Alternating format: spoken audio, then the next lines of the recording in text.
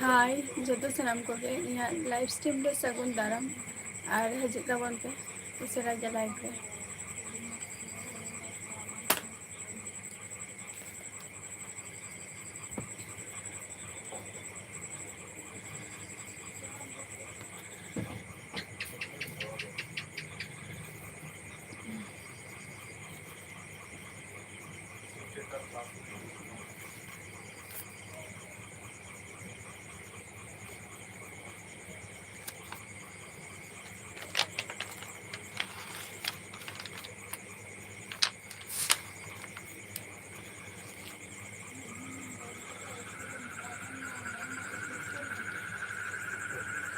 बाजीनाथ माझी जोहार गे बाजीनाथ माझी अभी तो कखन बे लइया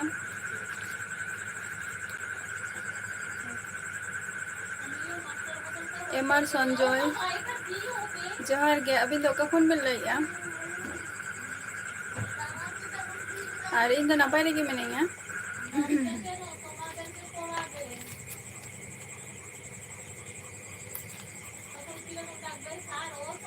अच्छा बाजीनाथ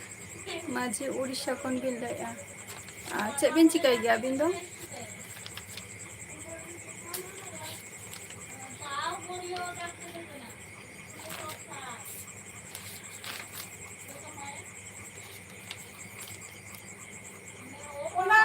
सनातन किसको जोहार गे अलिंगा एलबी रे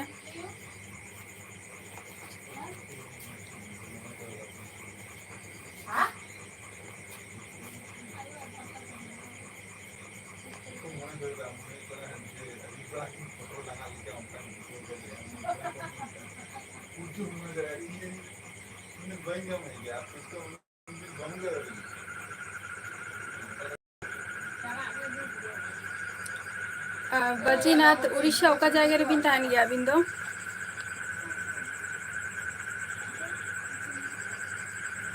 है सनातन किसको है नपाय रे गया पदे तो मना दिना रविन चेला का मना बिना एमआर सोरेन जोहार गे और सगुन दाराम अलिंगा एलबी रे नितो दो करे मना बिना एमआर सोरेन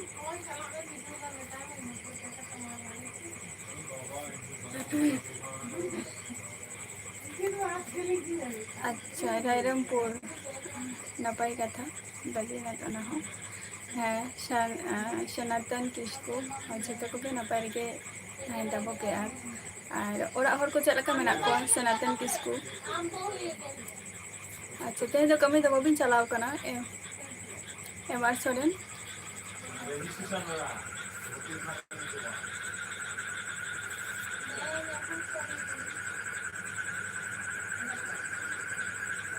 बाजीनाथ अलिन तो वेस्ट बेंगल खन गेलिन लिया नपाय रे मेना दिना सनातन जोहार गे नपाय रे मिनाइया और आम दो खनम ले सनातन बीमा सोरेन बीमा दा जोहार गे झोटो को राज किसको ऑफिशियल जोहार गे चलका मेना मिया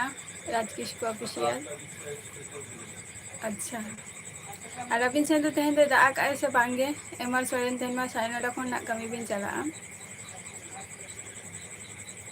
हाँ नपाय रे तेहन ताबो पे झोटो को सनातन आम तो खनम लइया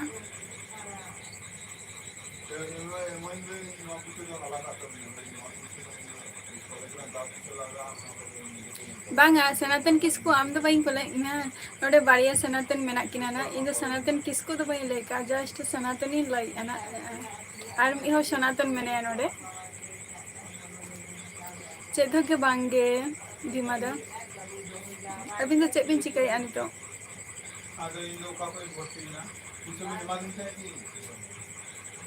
रविंद्रनाथ माझी जोहार गे ओका खन बे रविंद्रनाथ राज किस्कू ऑफिशियल छोटो को नपाय रेगे मेना लेया आप सेने दागे आई से बांगे आले सेन मा होलाय दा काया तेहन मा दा हो बांगे अच्छा आले सेन दो बांगे जा होला दा की आई इने टुकुगे तेहन दो दा हो बजुका किदो वेदर टा खाली मुनि कना दागाय ना दागाय उनका अवस्था अच्छा उड़ीसा खन बिन लाया अडी नापाय कथा एमार दोफार जोहार गे चलका मेना मिया माइसा मुर्मू जोहार गे ओका खन बिन लाया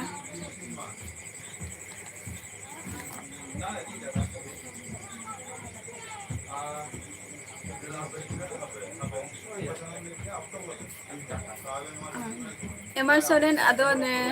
नितो मा कमी बिन चला आदो जम बड़ा हुई ना से बांगे होय अभी मा झारखंड खन बिन लाया उना मई बडाय गया सनातन किस्कू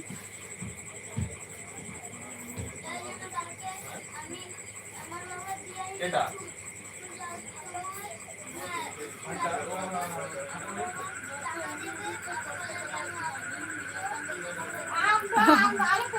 अच्छा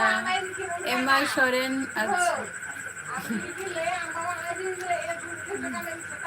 दाते बा है नित मा जपुद दिन तो आषाढ़ बंगा मा बोलोयना अदो नित दो जपुद सीजन कना जपुद गे हुयुआ ना बाय बायते माइसा मुर्मू झारखंड खनेम लेया अड़ी अड़ी सारहाव चेक को एम चिकाय गया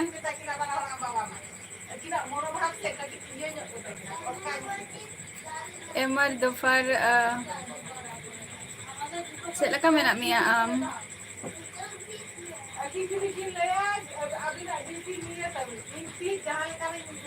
रविंद्रनाथ माझी है इन दो नपाय लगे मिनेंगे आपे को चलका मेना पिया आर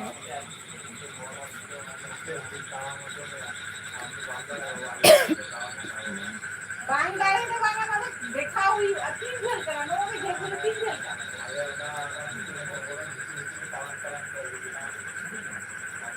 सगुन जोहार गे सगुन चलका मेना मिया हे ओइगुलो कोन को एरा बुझे ना तो नुकु को भगिया छे माने आनी टाका पुसी जस्ती करा हे हमरा अच्छा चे हो बाम कमी गया अच्छा इन हो नपाय रेगे मिनेंगे एमआर दोफार हसे आज स्टडी को हुई ओना से बांगे माइसा मुर्मू बेस रेगे तहन तबते रविंद्रनाथ माझी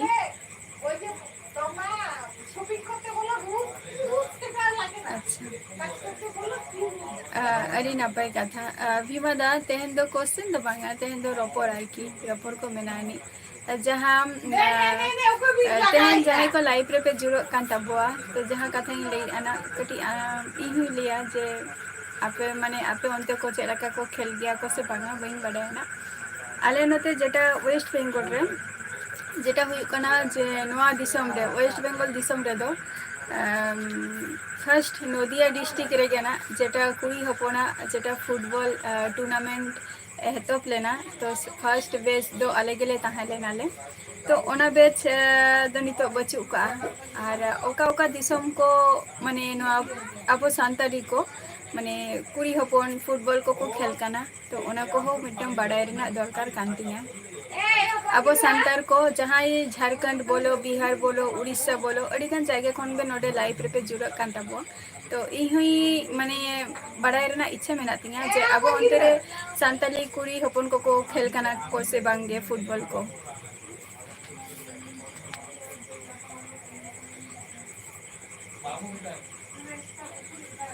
बस्ता रे ताहले दो बस्ता करे दापाल ले दो मेसिन सुद रे बांगे सनातन किस्कू बांगे आले आले सेंदो बाय दा आय होलाय दा ले आते हैं दो बांगे होलाय दा ले आते हैं दो बांगे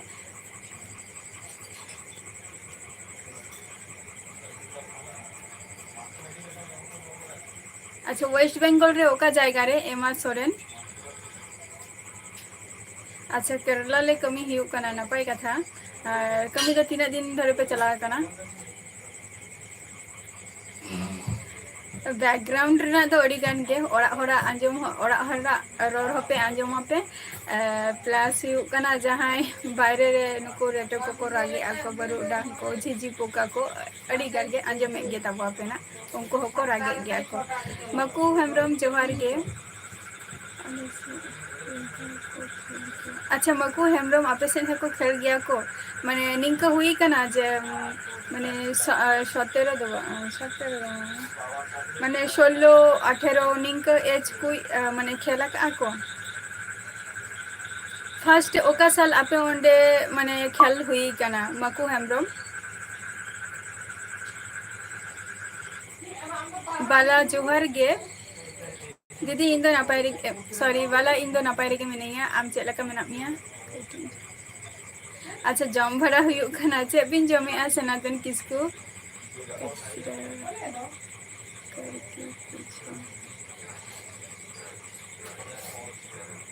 बई बुझले एमा सोरेन ओका जायगा रे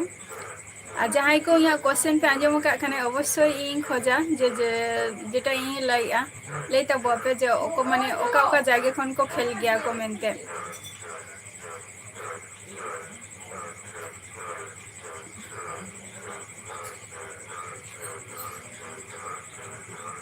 हासदा ब्लॉक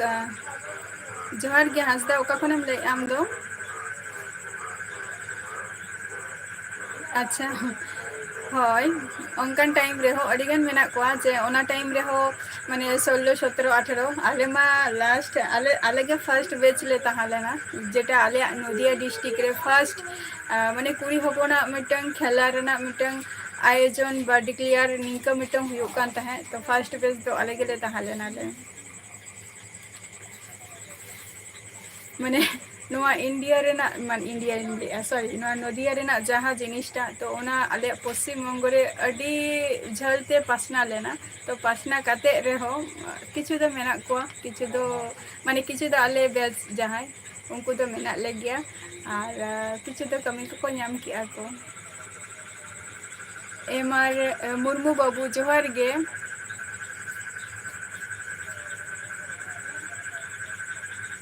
अच्छा हल्का बिजी मेना बिना ताले चेला का तिबिन लेगा अच्छा एमआर सोरेन माने काचरा पड़ा रे अच्छा काचरा पड़ा बनो ताले माने रेल क्वार्टर रे किन ताहेन गया बा माने रेल क्वार्टर रे किन ताहेन गया ताहले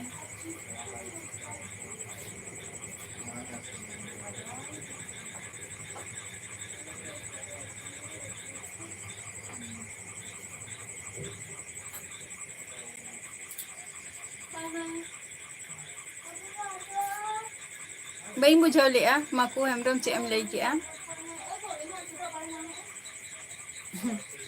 हय हासदा ब्लॉक हय आले नोते दो रेटो को राग गया को नोआ दो माने चास बास इलाका कना तो कई साइड रे ओना खातिर मंडी ऑफिशियल जोहार गे लक्ष्मण जोहार गे हय हय रेलवर क्वार्टर गे आंजम कहीं जे ओंडे क्वार्टर मेनानी अब सांतार को मेना को आर ओना सांतार ओंडे मेना को खातिर गे तो जहाँ नोना बुद्ध पूर्णिमा बांग बुद्ध पूर्णिमा से गुरु नोय चालायना ओना पूर्णिमा रे अदो नोआ जहाँ मा मोरे ओना परब हुयु गया ओना अक्तो मुर्मू बाबू जोहार गे हय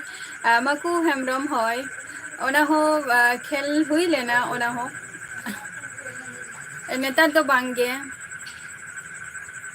इनगे फर्स्ट और इनगे लास्ट अदो बांगे नेता तो बांगे माने आले के फर्स्ट बैच ले तहा लेना जस्ती तो बांगे एमआर सोरेन जस्ती तो बांगे सूर गे आधा घंटा लगा समय लगा आधा घंटा सबिता मुर्मू जोहार गे हय और माकू हेमरम आमेम खेल गया से बांगे आमेम खेल गया से बांगे 12 नंबर है 12 नंबर दो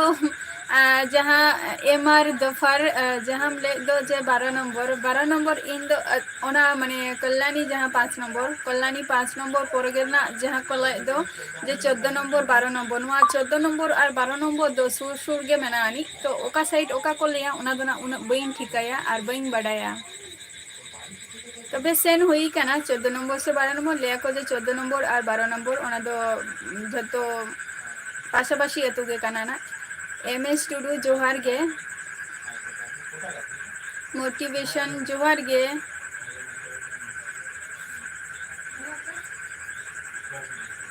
बोबेस मुर्मू बांग गे दाका को दो बांग जम हुई काना आम दो ओका खनम ले बोबेस मुर्मू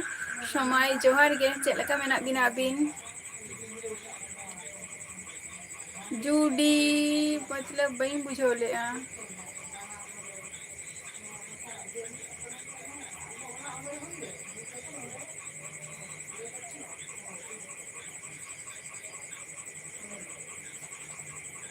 ओना दो चेक काना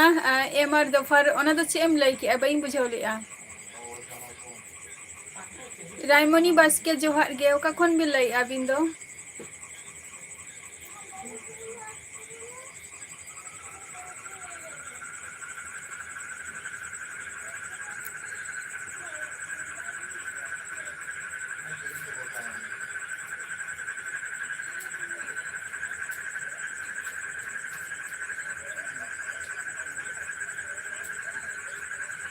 मनता मुर्मू जोहार गे ओका खन बिन लई बई बुझो ले पूरा फुल डिटेल्स ले बिन रायमणी बास्के अच्छा बड़ीपदा अच्छा अच्छा अच्छा सॉरी बड़ीपदा खन बिन लई माने उड़ीसा खन बिन लई अड़ी नापाय कथा अच्छा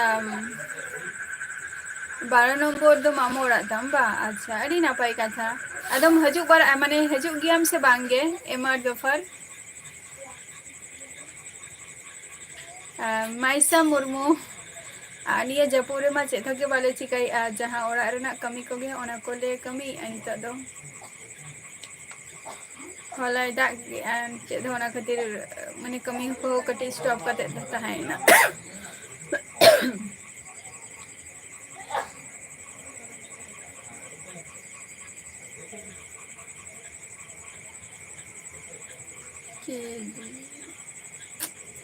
के दो चेक को लिया बई बुझो लिया सुधीर ठाकुर के दो चेक को लिया एम आर एम संतोष इन दो हुई कोई वेस्ट बेंगल नदिया डिस्ट्रिक्ट खनि लैया आम दो का खनम लैया हेमाल नापाय रेगे मिनाइया हेमाल अपेसन को खेल गया से बांगे फुटबॉल अब कुड़ी हपन को अच्छा पकुर दिसम खन अड़ी नापाय अच्छा डिनर बांगे डिनर को तो बांग हुई कना सुधीर आमेम जम के सचे सबिता मुर्मू आयो दो चेथो के बांगे आयो दो बेकार गया आयो दो माने मिटंग किछु कमी रेना इन व्यवस्था है गया जेटा हुई कना चास माने चास बास गया तो अदो आयो दो माझे माझे चास बास रेना ए कमी गया और जेटा आले नोते मा नोते जहाँ को ले आसे जे टेलर टेलर अड़की ओना रेना ए कमी गया टेलर माने सिलाई बड़ाई गया जेटा आले नोते मा माने 12 डजन पे डजन हिसाब ते निंका काटे को अगुई गया को तो ओना को आले ले हटाव गया और आयो खातिर गया ओना दो हुई माने व्यवस्था हुई कना जेते आम दुरु दुरु निया को कमी कमी में ओना दो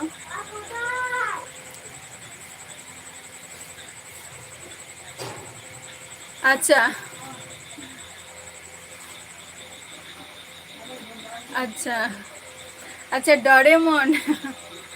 अच्छा नापाई कथा कना डोरेमोन माडी नापाई कना माने नापाई कथा कना ओना कार्टून अच्छा अच्छा तो बइन बुझाव दारे कना चे मोल के आमनते कार्टून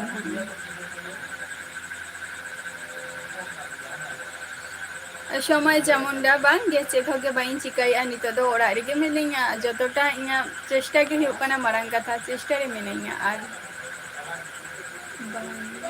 बइन बुझ ᱟᱨ ᱧᱮᱞ ᱠᱚᱯᱮ ᱪᱟᱞᱟᱜ ᱜᱮᱭᱟ ᱥᱮ ᱵᱟᱝᱜᱮ ᱦᱮᱢᱟᱞ? सुधीर बांगे जम को तो बांग हुई कना और अबिन से ने दाग आए से बांगे सुधीर अच्छा महाराष्ट्र रे दो माने ओडे तो कमी खातिर पे चलाव कना एमआरएम संतोष ममता मुर्मू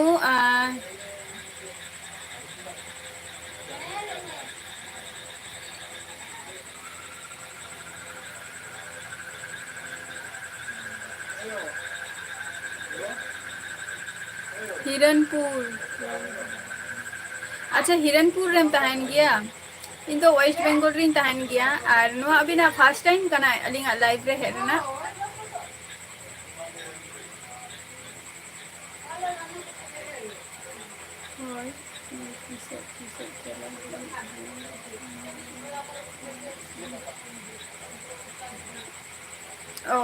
माने लेया जे माने अदो नियो अक्तो ते माने तिसो पे हजू गया मेनते माने ओकेशन रेगे से जखन कमी हुआ तखन गे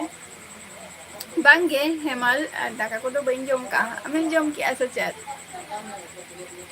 राम मांडी जोहार गे ओका खन बिन लाइआ अच्छा थोड़ा थोड़ा आले सिन में नोते में रिमी लगा आय दा तो बांगे होलाई दाल ले आय तेहन तो बांगे एमआरएम इन तो चित हो गया बइन चिकाई गया बेकार गया अच्छा जो में आम चे चे उतु तेहन दो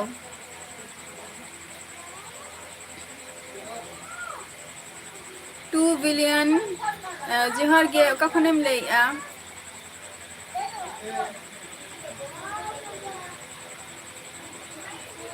भीमदा उड़ीसा दो हुयुग कना आले दिसम दो उड़ीसा मयूरभंज डिस्ट्रिक्ट दो हुयुग कना मयूरभंज और अतु नितुम दो हुयुग कना रामराढिया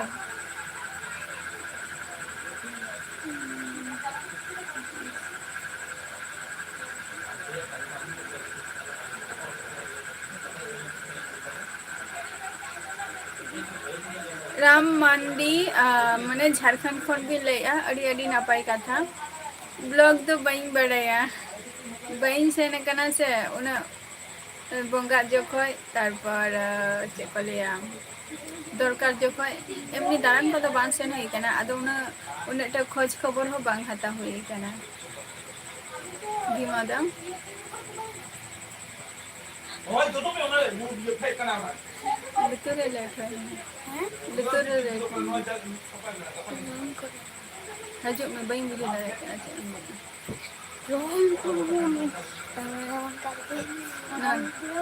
काने काने लेट है बइन बुझे दाड़ा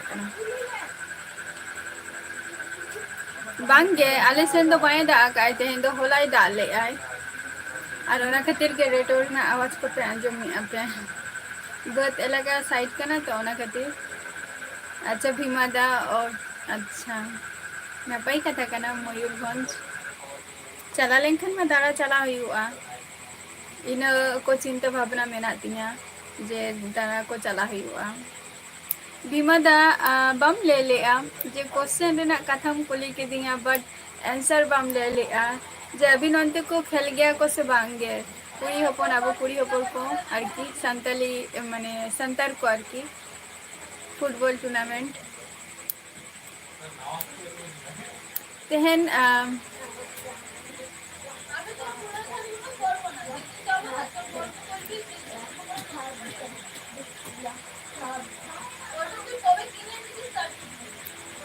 अच्छा चिंगरी बा अच्छा चिंगरी दा उनको चेक को लिया उनको हुडिंग हुडिंग को से उनको गोल्दा चिंगरी से अब दा जहां बोल ले को दो देसी चिंगरी ओकाटा हेमाल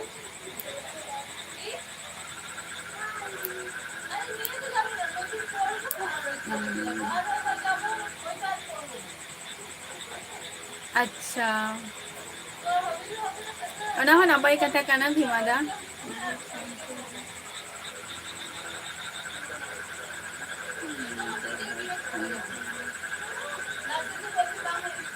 बांगे राम मंडी आले जहाँ जायगा रे मेना लिया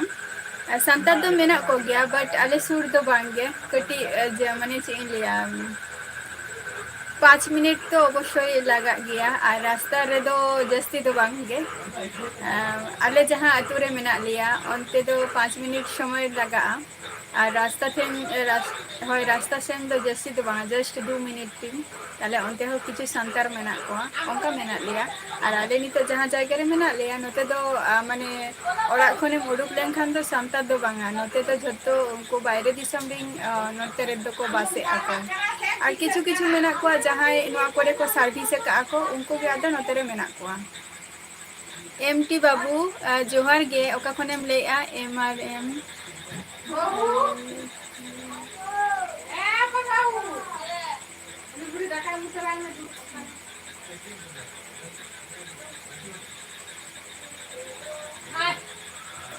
एमआरएम बइन बुझो ले चे एम लई किया एमटी इन तो नापाय रेगे मिनेगा हय देसी चिंगड़ी बा हय देसी चिंगड़ी के को सिबिला को और आले नोते मा देसी चिंगड़ी दो खूब कम गे बाजार करे नुको बाजार करे को राका को गया को बाजार रे दो देसी चिंगड़ी मिटंग हो बाम नाम को खूब कम एकमात्र नवा जहां गडिया करे ये करे निया करे के को ताहेना को बखान दो बांगे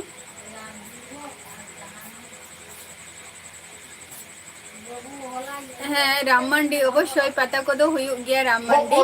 ফকতালি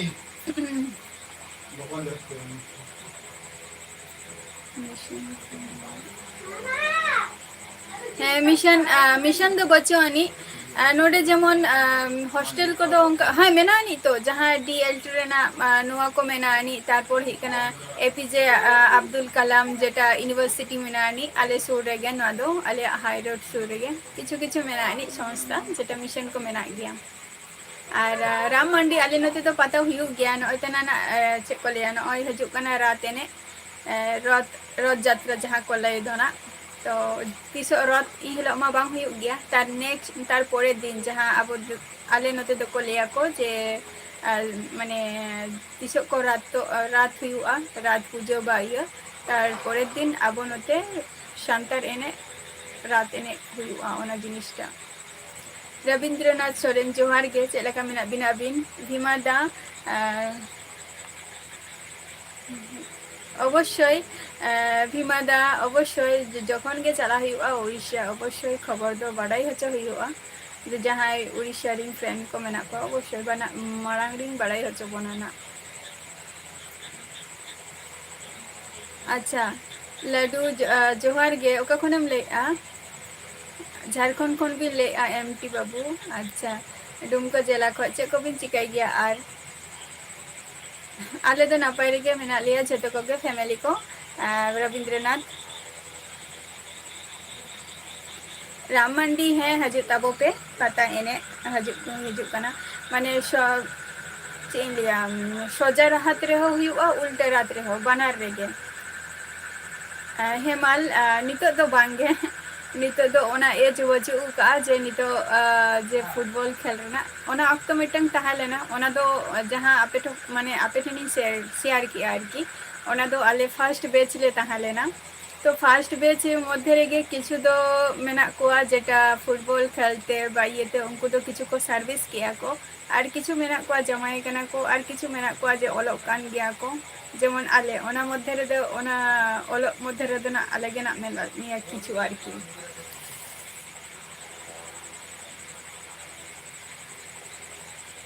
हाय भीमादा अलिंगा एजुकेशन दो बेंगोली तेगे अच्छा नापाय रेगे तहन ताबो बिन रविंद्रनाथ अभी नोते तो दागे ऐसे बांगे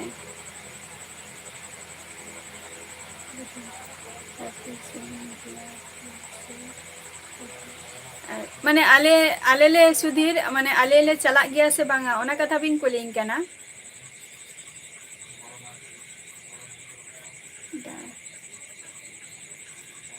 माने दागे आले नोते तो बाए दागे आई रविंद्रनाथ होलाई दाके आई तेहन तो बांगे राम मंडी जस्ती तो बांगे जस्ट एम तक सुरेश टुडू है मौज गें और नापाय गें आपे को चेलका मेना पिया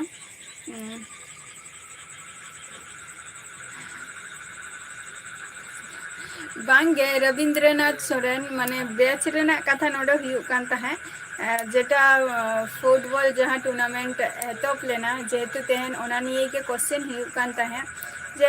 जहाँ जहाँ को नोडे लाइफ रे पे जोड़ा कान ताबुआ तो आपे उनते को अब सांताली कुड़ी हपन को फुटबॉल को खेल करना से बांगा और फुटबॉल खेलते तीना टा को माने उन्नति आको निये को मिटन माने बाड़ाय रेना इच्छे बा समालोचना रेना कथा ताहा लेना आदो किछु हर मेना को जेटा को समालोचना को और किछु हर मेना को जेटा बाको समालोचना ओना निये के कथा दो हुयुग कान थाहे जे आले के फर्स्ट बैच ले ताहा लेना फुटबॉल टूर्नामेंट रेना जेटा वेस्ट बेंगल रेना नदिया डिस्ट्रिक्ट रेना माने फर्स्ट एमटी बाबू इन चेदा के बांगिंग चिकाया नितो आपे को सला के नय लाइफ रे मिनिया और चेष्टा मा ताहन गया इन चेष्टा रे गे मिनिया वाईटी रवि जोहार गे अभी से तो बाएं दाक आए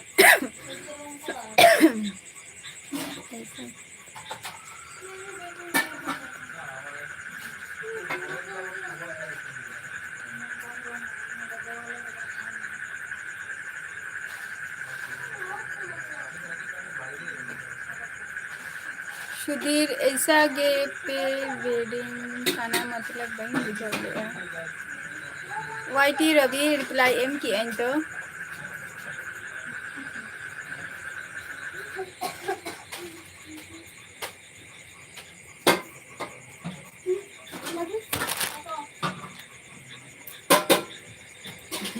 एम एम आर एम ओना तो बही ले दाड़िया ना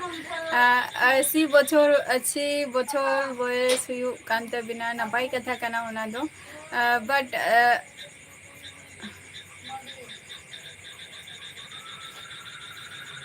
80 बछर हुई कते रहो ताहले खान दो इन दो चिकतेम दीदी है इनकना इन दो दीदी तो चिकते हुयुग इन मा ताहले मई हुयुग से वाईटी रवि अवश्य लाइफ रे हजु में सपोर्ट एम नामा ले रेना दरकार बचे ऑटोमेटिकली हर आम ठेन को चला आको दिमाग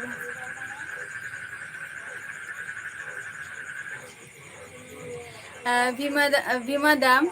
दादा तिकिन दो बांगे बोइहा कना किन उनकिन दो और मिटांग दो माने साइंस रिंग स्टूडेंट कना गिन मिटांग दो हुयुग कना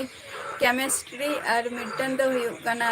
मैथमेटिक्स स्टूडेंट कना किन तो उनकिन दो कॉलेज को किन कंप्लीट का अदो कॉलेज को कंप्लीट करते गे जदि अदर्स वाइज जदि चे हो जदि प्रिपरेशन कना किन जेटा मी बछर मा मी हरे एम के आई माने बाबू ताले मिटांग एम के आई जेटा जॉइंट एंट्रेंस रेना परीक्षा अदो जॉइंट एंट्रेंस रेना परीक्षा रे उनी जस्ट इंजीनियरिंग ए नाम दे आई तो इंजीनियरिंग दा दे पढ़ाव रेना इच्छा बान ताहालेन तया उनिया इच्छा ताहालेन तया डाक्टर अदो डाक्टर चांस जखन बाय नाम दे आई अदो इंजीनियरिंग हो बाय पढ़ाव ले आई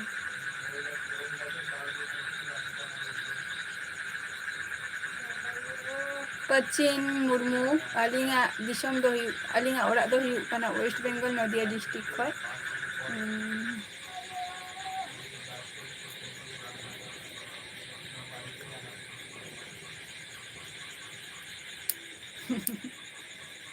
अड़ी पर्सनल चीज पिंग कुली लिदिया रविंद्रनाथ सोरेन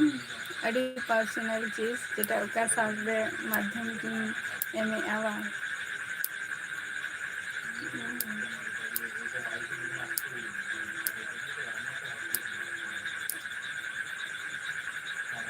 2010 की इनका जो हुआ 2010 इनका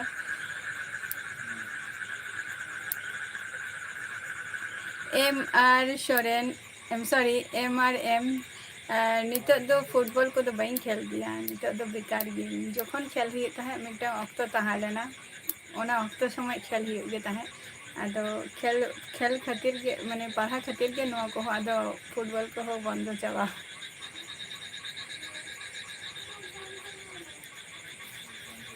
पढ़ा खातिर के फुटबॉल को तो बंद चाबा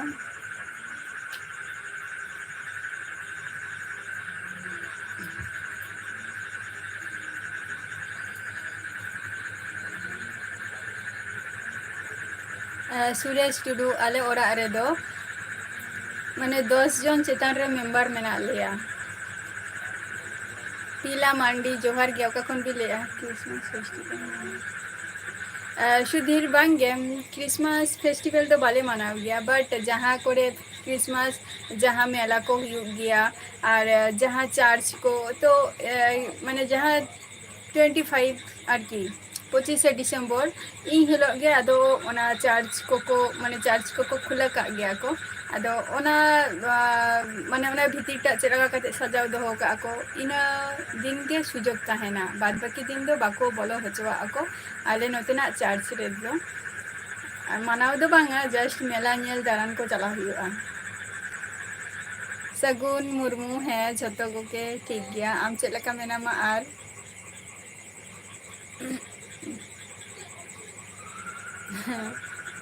फुटबॉल जहाँ साल रे माध्यमिक एम हुयुग कान ताहे इना साल रेगे 2009 दो बांगे जेहेतु खेल दो हुयुग कान ताहे 8 থেকে 9 निया साल रे खेल माने जॉइनिंग ताहा लेना हेमाल ना दो पर्सनल चीज काना ओना को अवश्य शेयरना आपे ठेन कटी समय और अक्तो रना गे अभाव तीन आज जखन के ओना समय हजवा अवश्य आपे ठेन लिया पचिन पांचिन इमई लई किया तो जेटा इन लई किया आम जहाँ क्वेश्चन कुलिंग काना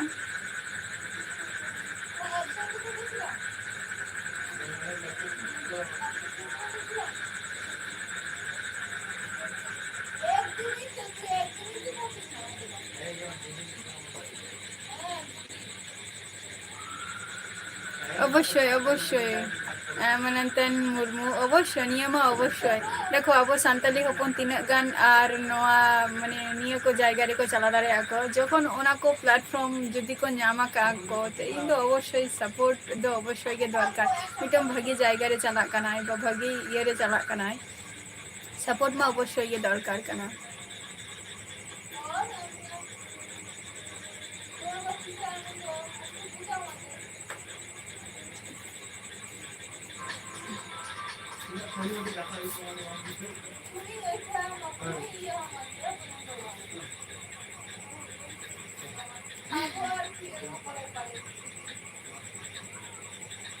बिटी के हुआ में रविंद्रनाथ सोरेन बिटी के हुआ दिन अड़ी रस्के बुझवा बिटी के हुआ दिन और बिटी के हुआ दिन ओना के बेटरिंग मनिया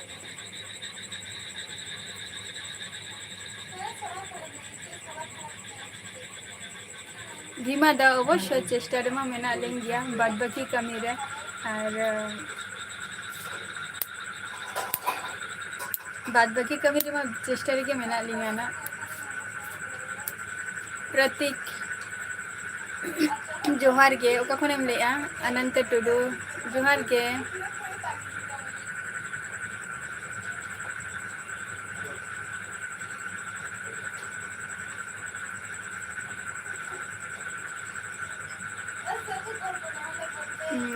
जहाँ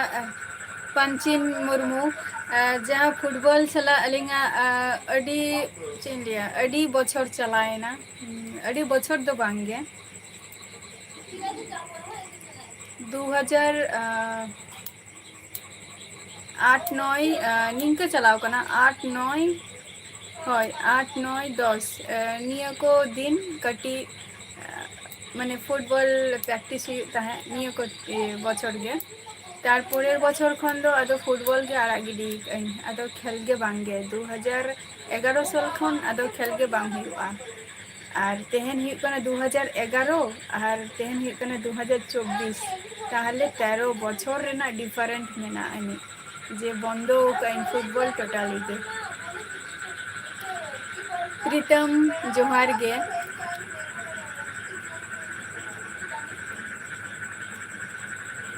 ले दारे अभी सुधीर सोना माला जोहार गे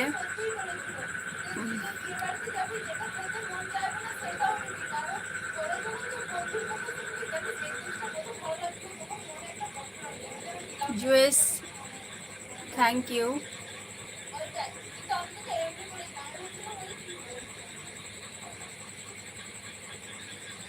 नापाई कथा कना ओना हो एम आर एम झतो हर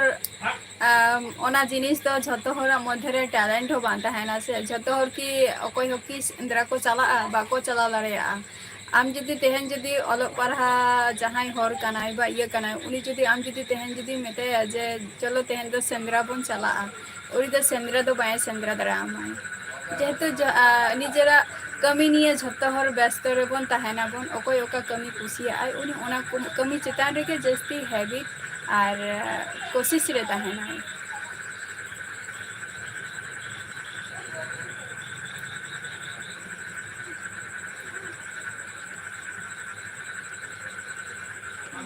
हावड़ा तो बहुत गया राम मंडी हावड़ा तो बहुत ओकरे हावड़ा हावड़ा और ओकरे कोलकाता हावड़ा कोलकाता बहुत डिफरेंट गया बहुत बहुत कोलकाता के तो आले ठेन खन मोटामुटी 1.5 घंटा लगा बा 1 घंटा लगा इनका समथिंग टाइम में हाथावा जहाँ बासते चलो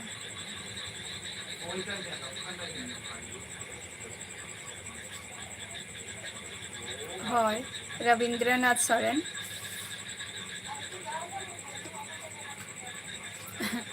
सुधीर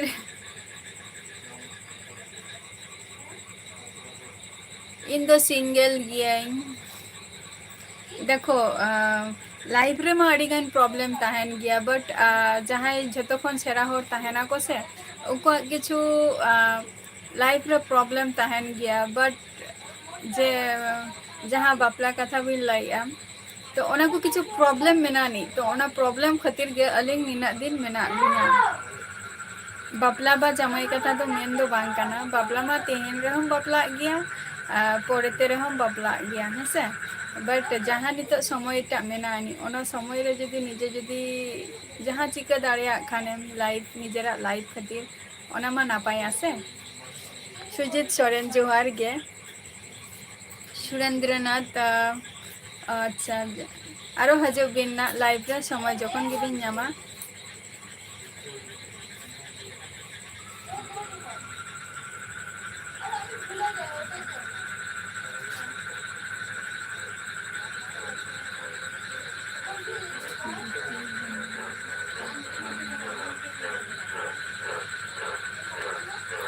भीमा दा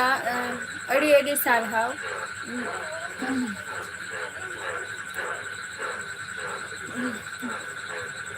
झतो हर दो नमा नापाई कथा कना ना नापाई रॉ रपोर होता है ना प्लस अड़ीगन किछु गे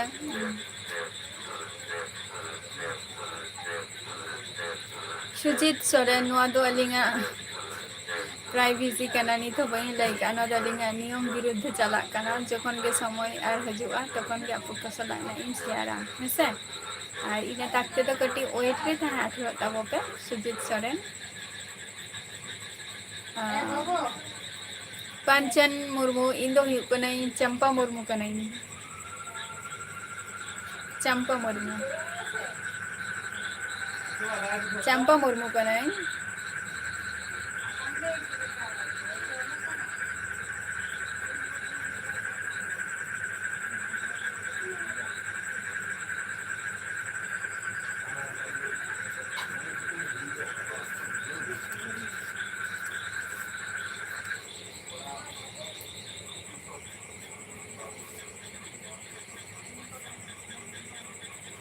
ओना के लय सुधीर जहाँ कथा प्रथम रे फ्यूचर्स नेल के बेटरा बट अड़ीगन किछु हर मेना को जेटा फ्यूचर्स रे आर की जिनिसटा भूल कराव का को भूल कराव कते रहो बट उनको नि तो बुझाव नामे को जे लाइफ रे आले छे ले भूल का से ले भूल का आले तो उनको को चेष्टा नि तो जे माने कटी पस्ता काना को निये दिक थेके जे निया को जिनिस जदी प्रथम रे पुइरु लेले कराव लेनखान ताले निये दिन बा निया अक्तो बांग नेल हुई को तालिया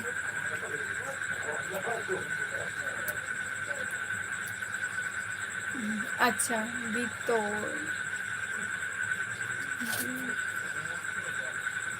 अच्छा अड़ी नपाई कथा अरे हाँ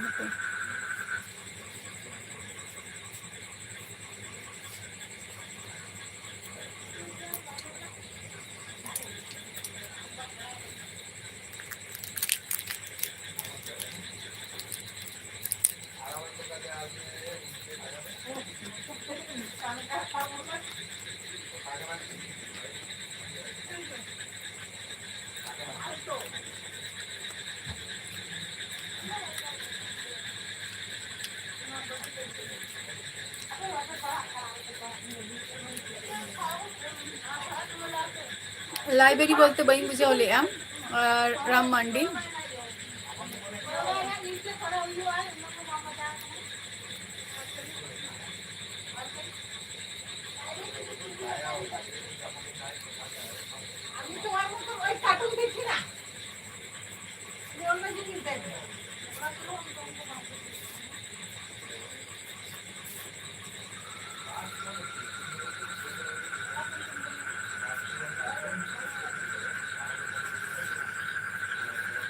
किंतु एम आर सोरेन चेष्टा किया सॉरी एम आर लिया एम आर एम आरो चेष्टा किया जदि ओका करे 3 साल माने 3 ईयर दो कोनो माने समय कान गया बट चेष्टा किया तारपर रहो कटी चेष्टा एम दो किया राम मंडी बई बुझाव लिया लाइब्रेरियन बोलते माने कोर्स नवा कथाम लैया प्रेम कुमार मंडी जोहार गे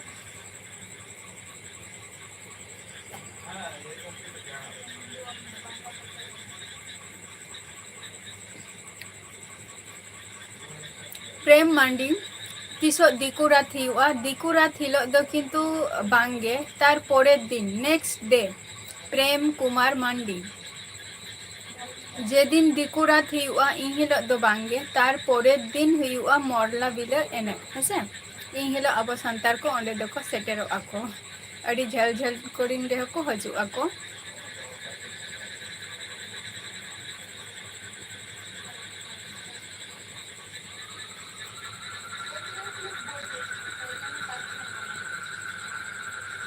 हेम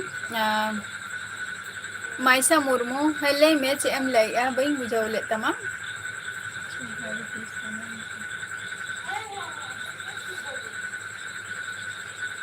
अवश्य सुधीर ना तो नपाई कथा कना नपाई चीज के कना परेते जाते अब फ्यूचर्स रे जाते आले एक्टेटोरे बा प्रॉब्लम को बांग हुआ इना खातिर जो चिंता भावना तो चे बी बाड़ा तब जो समय मेना तिना इन ठेन इनटुकु जिनिस तीन चेष्टा दाड़ा बा ओरा हर जखन टाइम को एमाइन कना तीन जख चेद हुआ बांग लई गानोग कना लाइफ रे कंचन मुर्मू नितुम को तो बलिंग लई काना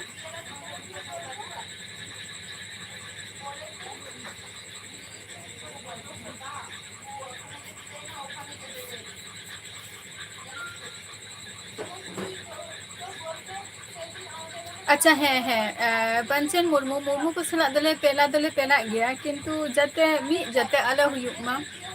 जहाँ को लिया आले नते मना गोत्रो अब संता ते चे को ले हेरिंग काना बइंग बड़या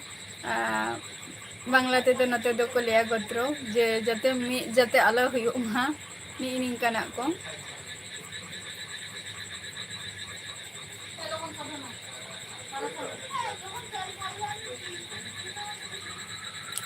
लाइब्रेरियन रे दो एक्चुअली नोतेना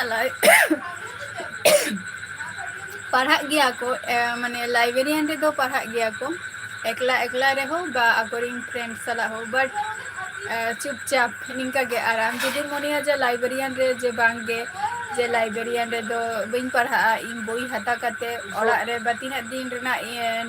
माने बोई मिटन डेट माने चेंज लिया मिटन डेट मिटन फिक्स करा ओंडे ताहेना जे आमी सप्ताह बा बार सप्ताह निना दिन बोई हतावा निंकिन बड़ाया ना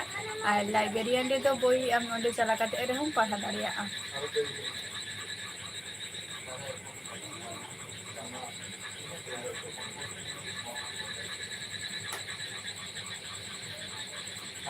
ᱤᱢᱟ ᱫᱟ ᱱᱚᱢᱟ ᱱᱟᱯᱟᱭ ᱠᱟᱛᱷᱟ ᱠᱟᱱᱟ ᱡᱮ ᱡᱚ ᱱᱟᱯᱟᱭ ᱠᱟᱛᱷᱟ ᱠᱟᱱᱟ ᱱᱚᱣᱟ ᱢᱟ ᱵᱟᱴ ᱚᱠᱚᱭ ᱠᱚ ᱵᱟᱠᱚ ᱡᱚᱵ ᱜᱮᱭᱟ ᱠᱚ ᱚᱠᱚᱭ ᱦᱚᱸ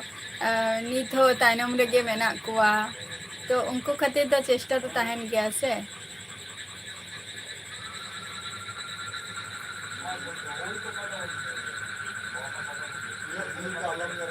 ᱵᱟᱝᱜᱮ ᱜᱚᱛᱨᱚ ᱫᱚ ᱢᱟᱱᱮ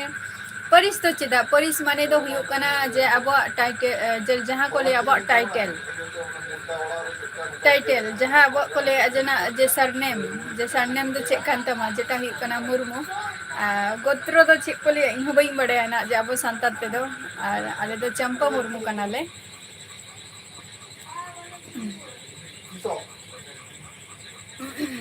বাংলা লিখবে পাশে পাশে কি সব লিখবে বানান MRM ᱤᱧ ᱫᱚ ᱡᱟᱹᱥᱛᱤ ᱫᱚ ᱵᱟᱝᱜᱮ ᱡᱟᱥᱴ MA ᱛᱟᱹᱠᱤᱧ ᱚᱞ ᱟᱠᱟᱱᱟ ᱟᱫᱚ ᱵᱟᱝᱜᱮ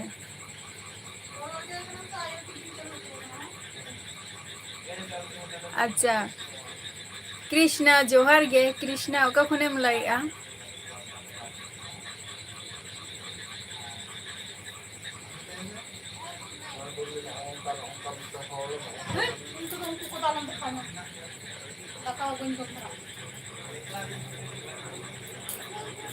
ᱦᱳᱭ ᱥᱩধীᱨ ᱚᱱᱟᱜᱮ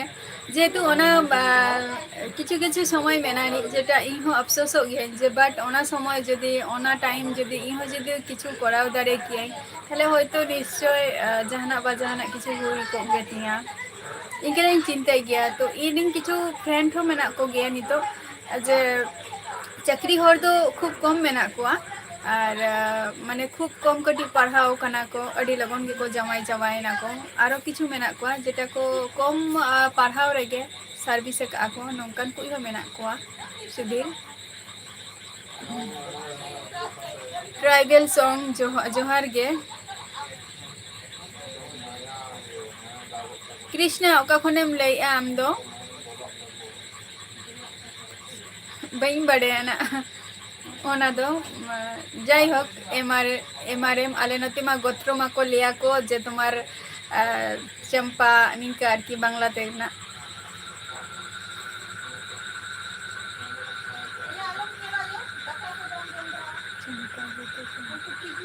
ᱦᱳᱭ ᱦᱳᱭ ᱦᱳᱭ ᱵᱷᱤᱢᱟ ᱫᱟ ᱦᱳᱭ ᱟᱹᱞᱤᱧ ᱫᱚ ᱢᱩᱨᱢᱩ ᱜᱮ ᱪᱟᱢᱯᱟ ᱢᱩᱨᱢᱩ ᱠᱟᱱᱟᱞᱤᱧ ᱟᱪᱪᱷᱟ ᱥᱩᱫᱷᱤᱨ ᱦᱳᱭ ᱨᱟᱢ ᱢᱟᱱᱰᱤ ᱥᱟᱱᱛᱟᱞᱤ ᱯᱟᱲᱦᱟᱣ ᱫᱚ ᱦᱩᱭᱩᱜ ᱠᱟᱱ ᱜᱮᱭᱟ ᱪᱮᱫᱟᱜ ᱤᱧ ᱞᱟᱹᱭᱮᱫᱼᱟ ᱱᱟᱜ যেটা ᱦᱩᱭᱩᱜ ᱠᱟᱱᱟ ᱡᱟᱦᱟᱸ ᱠᱚᱞᱞᱟᱱᱤ 5 নম্বর ᱯᱮ ᱟᱸᱡᱚᱢ ᱟᱠᱟᱫ ᱜᱮᱭᱟ ᱚᱱᱟ ᱠᱚᱞᱞᱟᱱᱤ 5 নম্বর ᱨᱮ ᱡᱟᱦᱟᱱᱟᱜ ᱚᱞᱪᱤᱠᱤ ᱤᱥᱠᱩᱞ ᱠᱷᱩᱞᱟᱹ ᱢᱟᱱᱮ ᱳᱯᱮᱱ ᱟᱠᱟᱫᱼᱟ ᱠᱚ ᱛᱚ ᱚᱸᱰᱮ ᱱᱤᱛᱚᱜ ᱫᱚ ᱪᱟᱹᱞᱩᱜ ᱠᱟᱱ ᱜᱮᱭᱟ ᱤᱥᱠᱩᱞ ᱠᱚᱦᱚᱸ ᱡᱮᱴᱟᱧ ᱟᱸᱡᱚᱢᱮᱜᱼᱟ ᱱᱟᱜ ᱵᱟᱭᱨᱮ ᱠᱷᱚᱱ ᱦᱚᱸ ᱢᱟᱱᱮ ᱩᱲᱤᱥᱥᱟ ᱵᱟᱸᱠᱩᱲᱟ ᱢᱟᱱᱮ ᱡᱷᱟᱹᱞ ᱡᱷᱟᱹᱞ ᱠᱚᱨᱮᱱ ᱨᱮᱦᱚᱸ ᱠᱚ ᱦᱤᱡᱩᱜ ᱠᱟᱱᱟ ᱠᱚ ᱱᱚᱰᱮ ᱯᱟᱲᱦᱟᱜ ᱟᱨ ᱱᱚᱰᱮ ᱫᱚ ᱢᱮᱥ ᱥᱤᱥᱴᱮᱢ ᱞᱮᱠᱟ ᱢᱮᱱᱟᱜ ᱟᱹᱱᱤᱡ ᱱᱟᱜ ᱚᱸᱰᱮ ᱡᱷᱟᱹᱞ ᱨᱮᱱ ᱡᱟᱦᱟᱸᱭ ᱢᱮᱱᱟᱜ ᱠᱚᱣᱟ ᱩᱱᱠᱩ ᱫᱚ ᱢᱮᱥ ᱥᱤᱥᱴᱮᱢ ᱢᱮᱱᱟᱜ ᱛᱟᱠᱚᱣᱟ ᱟᱨ ᱚᱸᱰᱮ ᱜᱮᱠᱚ ᱛᱟᱦᱮᱱᱟᱠᱚ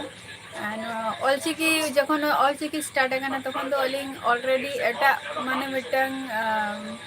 ᱢᱟᱫᱽᱫᱷᱚᱢᱤᱠ ᱮᱠᱡᱟᱢ ᱞᱤᱧ ᱮᱢᱮᱜᱼᱟ ᱱᱤᱝᱠᱟᱹᱱᱟᱜ ᱵᱟ 12 ᱱᱤᱝᱠᱟᱹᱱᱟᱜ ᱢᱤᱫᱴᱟᱝ ᱥᱤᱪᱩᱭᱮᱥᱚᱱ ᱪᱟᱹᱞᱩᱜ ᱠᱟᱱᱟ ᱞᱟᱭᱤᱯᱷ ᱨᱮ ᱛᱚ ᱩᱱ ᱡᱚᱠᱷᱚᱡ ᱟᱫᱚ ᱟᱹᱞᱤᱧ ᱫᱚ ᱚᱞᱪᱤᱠᱤ ᱵᱟᱹᱞᱤᱧ ᱪᱮᱫ ᱫᱟᱲᱮ ᱟᱠᱟᱫᱼᱟ ᱵᱟ ᱚᱠᱛᱚ ᱦᱚᱸ ᱵᱟᱝ ᱛᱟᱦᱮᱸ ᱞᱮᱱ ᱛᱟᱹᱞᱤᱧᱟ ᱛᱚᱠᱷᱚᱱ ᱫᱚ ᱟᱨ ᱦᱮᱸ ᱢᱟᱭᱥᱟ ᱞᱟᱹᱭ ᱢᱮ 12 ᱨᱟᱢ ᱢᱟᱱᱰᱤ 12 ᱠᱞᱟᱥ ᱯᱚᱨᱡᱚᱱᱛᱚ ᱢᱮᱱᱟᱜᱼᱟ 12 ᱠᱞᱟᱥ ᱟᱨᱦᱚᱸᱧ ᱟᱸᱡᱚᱢ ᱟᱠᱟᱫᱼᱟ ᱡᱮᱴᱟ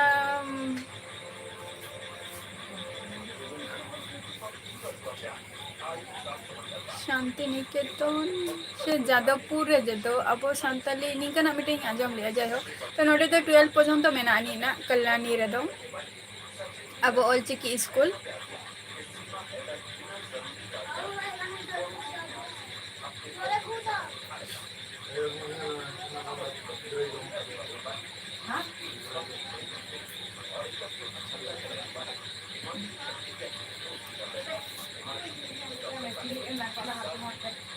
ᱟᱪᱪᱷᱟ ᱴᱷᱤᱠ ᱜᱮᱭᱟ ᱠᱳᱱᱳ ᱚᱥᱩᱵᱤᱫᱷᱟ ᱵᱟᱹᱪᱩᱜ ᱟᱹᱱᱤᱡ ᱡᱟᱨ ᱡᱮᱢᱚᱱ ᱚᱠᱟ ᱚᱠᱛᱚ ᱛᱟᱦᱮᱱᱟ ᱤᱧᱦᱚᱸ ᱡᱟᱹᱥᱛᱤ ᱫᱚ ᱵᱟᱹᱧ ᱯᱟᱲᱦᱟᱣ ᱠᱟᱱᱟ ᱚᱞᱪᱤᱠᱤ ᱛᱮᱫᱚ ᱤᱧᱟᱹᱜ ᱡᱟᱥᱴ ᱥᱤᱜᱽᱱᱮᱪᱟᱨ ᱴᱩᱠᱩ ᱤᱱᱟᱹ ᱴᱩᱠᱩ ᱜᱤᱧ ᱯᱟᱲᱦᱟᱣ ᱠᱟᱱᱟ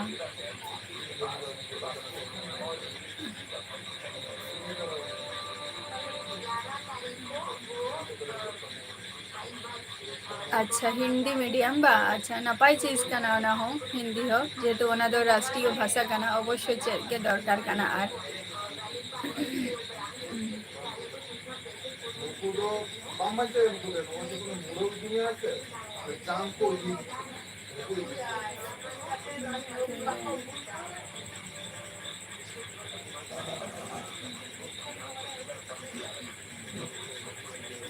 ट्राइबल सॉन्ग माने कुलिंग कना बिंग जे अलिंगा ओरा दो ओकारे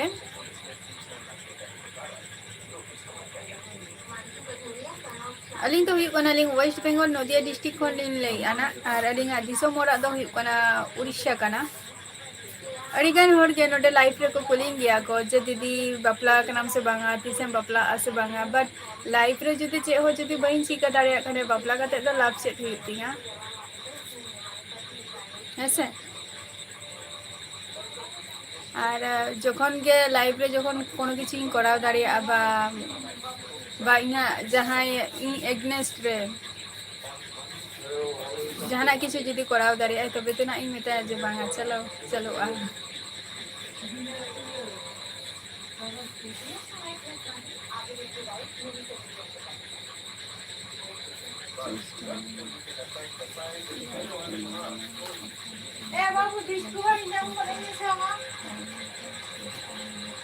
अवश्य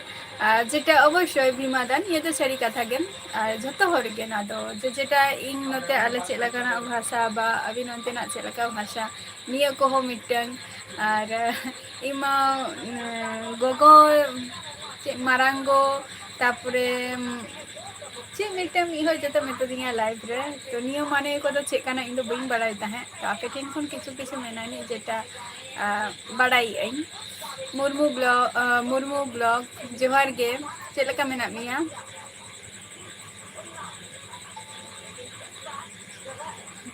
अच्छा राम मंडी बेंगल और बा अच्छा है अले तो बेंगली ते गेले पढ़ाव कना से आनते दो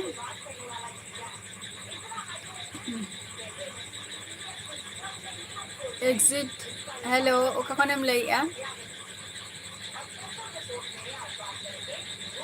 एमआर सोरेन तेहन दो कुंदरी आलू ले उतु का एमआर सोरेन राजू लाल मुर्मू जोहार गे ओका खनेम लइया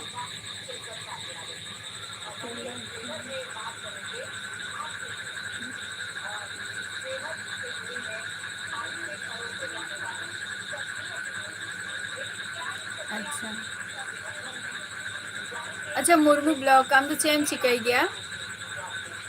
और नपाय रे के तहन देबो पे एमआर सोरेन अबिन तो चेबिन उतु किया नितो कमी ऑक्टो टाइम में हुई कान तबिना ना आर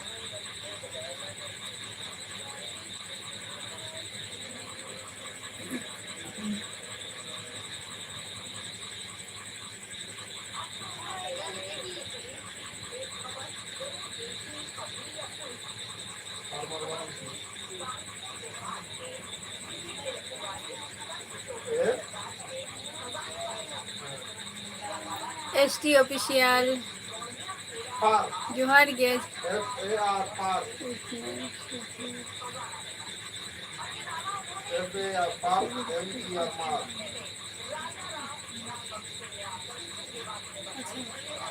एमआर सोरेन अडी साधाव चेबी उतु के अबिन दो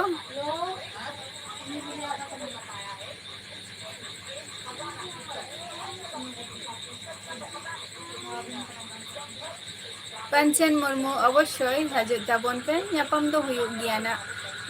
बांग हुयुगा ना कथा दो बांग काना ᱧᱟᱯᱟᱢ हुयुगा बट बाडाई होचोइन पे जे हजुग काना पे मेनते उत्पादन करा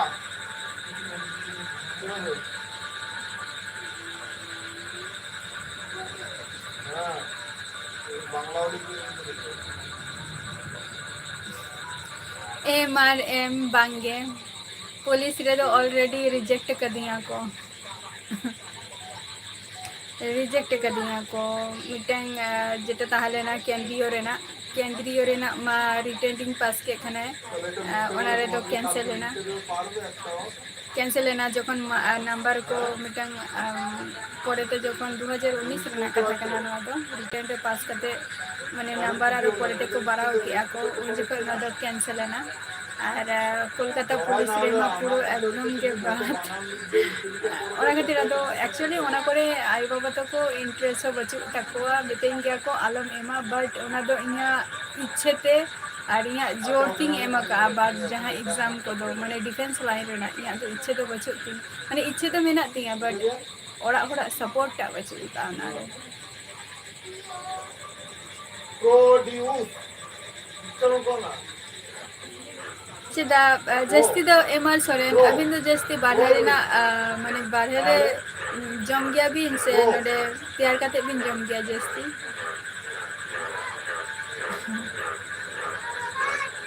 कंचन मुर्मू ना दो पर्सनल चीज करना ना को दो अवश्य आपे ठन नहीं सियारा इने ताकते दो अवश्य तंगी रे तहन ताबो पे छत्तो कोगे हसे अवश्य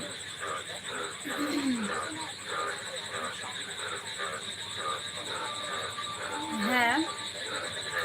MRM नियगे वास्तव पानी एगे सरी कथा काना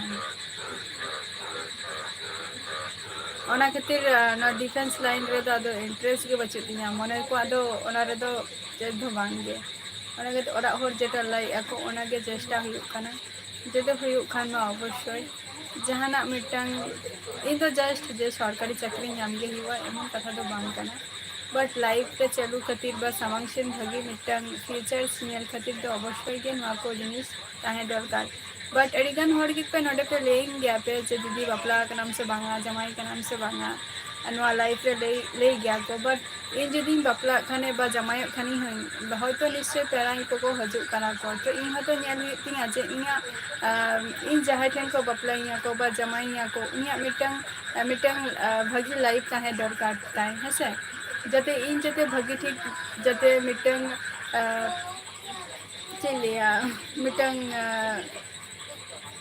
भागी लाइफ जाते एम दरियाई माय निकना इहुतिंग खोज गया से तो जखन शुद्ध बापला आ जमाई लेनखान तो मेन कथा तो बांग कना बट बापला आ जमाई रेना जहां अबो संतालिया जहां प्रोसेसिंग ता जहां मेना आनी ओना को अबो मानव बताव कते सामने संद को लहा गया बोल हसे तो ओना खातिर नित पर्यंत हो इन तो सिंगल गेम आपे को सला नित लाइफ रे मेनेया तीसो हजुआ ओना दिन तो बई ले दारे कना बट झतो हर दो हुटहाट कते माने डिसीजन बाबू हटाव गया कति भाबाव चिंता कते डिसीजन बन हटाव गया जते ओरा हर हो जते सपोर्ट रे को ताहेन मा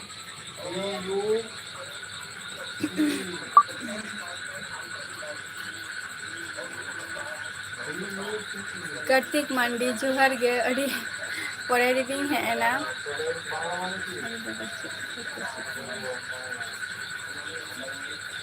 कंचन मुर्मू किछु दो मेना को जॉब पर्सन मेना को और किछु दो रिटायरमेंट मेना को पेंशन होल्डर मेना को आरकी हेसे किछु मेना को और इरिंग आई बाबा दो एकदम गिकिन बेकार गया कि बाबा वेल्डर रेना ए कमी गया है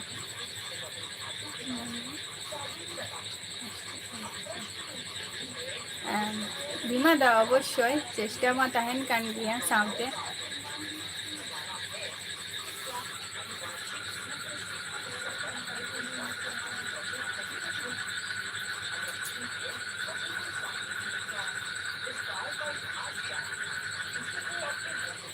MR सोरेन इंदी मने गया बट जहाँ बाहरे दिबिन जमी अबिन बाहरे खन जम बड़चम ओरा रे जम तो बेटर गया अबो अड़ीगान हर गे पैसा खरच करते बाहरे करे बन जम गया बन जिल को हकू को जहाँ गया जहाँ को बन कुसिया बन ओना को बन ऑर्डर ते बन जम गया बन मिद दिन जमा बार दिन जमा ठीक गया प्राय एवरीडे बा प्राय जम तो बाम भागिया एमआर सोरेन दाड़िया खाने बिन अवॉइड बिन बरचम ओरा रे तैयार करते जम बिन भागे बिन ताहेना सुस्थ बिन ताहेना नितो बांग रे हो नितो जदि शरीर रे इफेक्ट जदि बांग पड़ा बिन काना नितो ओना रेना इफेक्ट किंतु परते रे हो पड़ा नियलिंग लेया जते ओरा रे माने बाहरे रे खाबार ता जस्ती कम बिन प्राय तो आले बिन जमा बट देखो फोन तो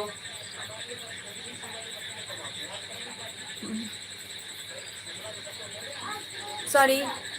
राम मंडी समय तो दिशा हो बी दिशा काना ᱤᱧᱟᱹᱜ ᱴᱟᱭᱤᱢ ᱫᱚ 1 घंटा ᱜᱮ ᱟᱨ ᱞᱟᱭᱤᱵ ᱤᱧ ᱛᱟᱦᱮᱱ ᱜᱮᱭᱟ ᱟᱨ ᱛᱮᱦᱮᱧ ᱡᱟᱦᱟᱸᱭ ᱠᱚᱯᱮ ᱞᱟᱭᱤᱵ ᱨᱮᱯᱮ ᱦᱮᱡ ᱟᱠᱟᱱᱟ ᱟᱹᱰᱤ ᱟᱹᱰᱤ ᱥᱟᱨᱦᱟᱣ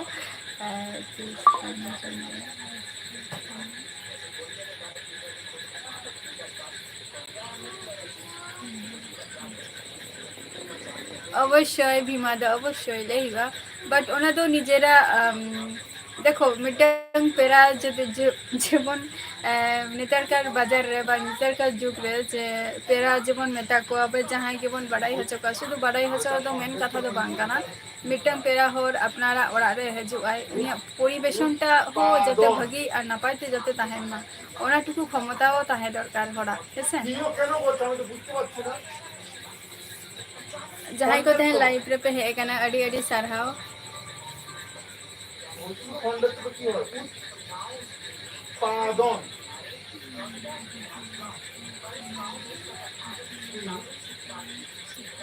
अच्छा माइसा मुर्मू अच्छा आमें बपला काना अच्छा सुकंतला सला अच्छा नपाई कथा काना और लाइफ रे जतटा बड़ी जे सुखरे ताहन में और सुखरे ना जतहर गेबन ताहना जतहर गेबन चेष्टा जे जते सुखरे और शांति रे बन ताहन ना हसे আরে পিএ কেন বাংলায় পিএ কেন বলছো পাগল বানান বাংলায় কি হবে তাহলে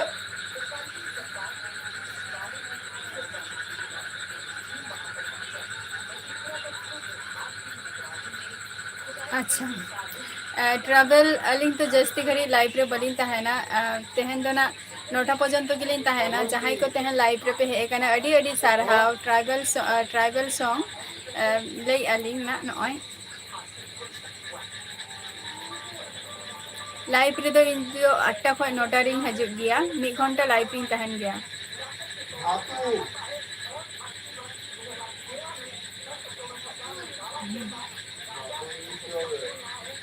अच्छा ठीक गया MR Soren but avoid win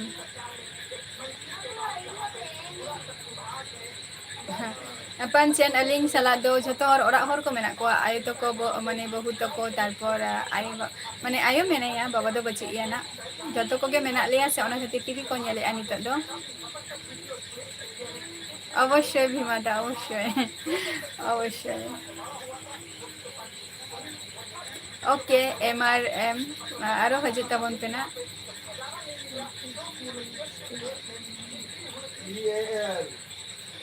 अवश्य एमआर सोरेन अवश्य चेष्टा हुयुक कना ओना गे प्रथमत निजेरा स्टेट रे तारपरे सेंट्रल दो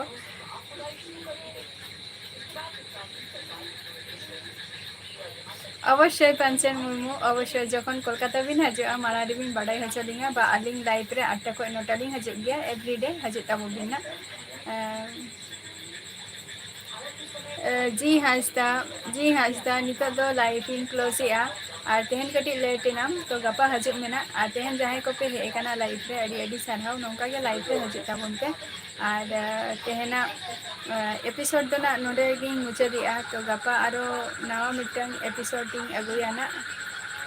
तो तेहन लगी दो tata bye bye good night और जतो को गे दाका को जम बराई ताबो पे और सब समय सुस्थ और स्वास्थ्य तहन ताबो पे जोहार गे